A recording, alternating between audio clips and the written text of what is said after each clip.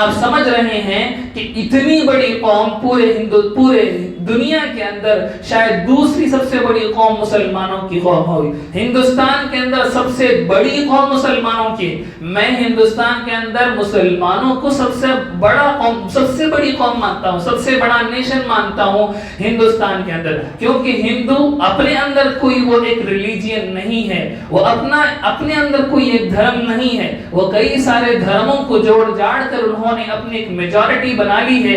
Reality اور fact یہی ہے کہ ہندوستان کے اندر بھی سب سے زیادہ تعداد میں ایک اللہ کو ماننے والے, ایک دین پر چلنے والے, جن کی کتاب ایک ہو, جن کا نبی ایک ہو, جن کا دین ایک ہو, وہ صرف مسلمان.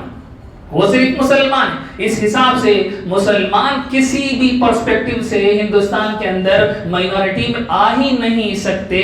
اس کے باوجود اتنی بڑی میجارٹی کے بعد آپ اٹھا لیں ہندوؤں کے یہاں جن کو ہم میجارٹی میں مانتے ہیں, آپ ان کے دین کے, ان کے دھرم کے اوپر آپ تھوڑی سی ریسرچ کر لیں, آپ کو پتا چل جائے گا یہ ایک دھرم ہے ہی نہیں. کسی بھی پرسپیکٹیو سے آپ ہندو دھرم کو ایک دھرم نہیں مان سکتے. یہاں تک کہ ہندو دھرم کی تعریف اور اس کے ڈیفینیشن میں بھی ہزاروں پنڈتوں کا ہزاروں اختلاف ہے.